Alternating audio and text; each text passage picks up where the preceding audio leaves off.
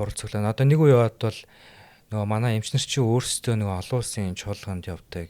Хилтэй болцсон. Дээрээс тэнд очиод одоо хамгийн ойрхон жишээлбэл Солонгос тавлаа. Солонгос цаар ингээл Азийн ямар нэгэн хурал зохион байгуулалтад асуудалгүй бид нэр очиод тэнд юу хийж чинь бид нэр юугаараа дутаж чинь гэдэг юмыг бол харчаад байгаа байхгүй. Тэгээ хийгдэж байгаа юм хараад би Солонгостаас нэлээдэн эмнэлгүүдээр очиод хамт хаалганд ороод явж үзчихлээсэн.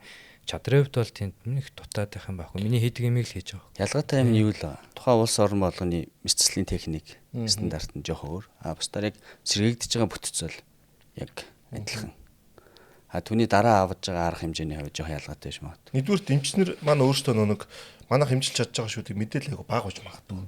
Хоёрдугаар нь манад үзүүлэхэр чинь нэг тийм босод нэг асуудлууд нэт ш логистик асуудал айгу нэг улсын эмнэлэг чинь нэг асуудал идэв ш тэ. Энд очин тэнд очин гэл айгу мэдэг. Солонгос ч юм уу ингээд би ч гэсэн гадны эмнэлэг дээр очихоор айгу хурдан шуурхаа бүх юм айгу тодорхой байдаг ш тэ. Манай тийм хувийн эмнэлгүүд бол айгу тийм тэ. Улсын эмнэлгүүдийн тодорхой байдал нь айгу хэцүү байдаг. Тэ. Хувийн эмнэлгүүд дээр үүд чимдээ одоо энэ гоё хийж байгаа шүү гэдэг кейсүүд айгуу гоё гаргаж чараад тайлбарлаа те манайх ингэж хийдэж шүү гэхгүй одоо хүмүүс ч ингээд хүнд гимтэл авчаад энэс асуух гэхээр эмчнээс асуулаар ерөөдөө ингээд солонгос шилдэг боловч эргэн тойрны хүмүүс тэнд ажил эмчлүүлээд ирсэн тэнд сайн байдаг гэл тэргүүрэл явж байгаа шүү дээ бол те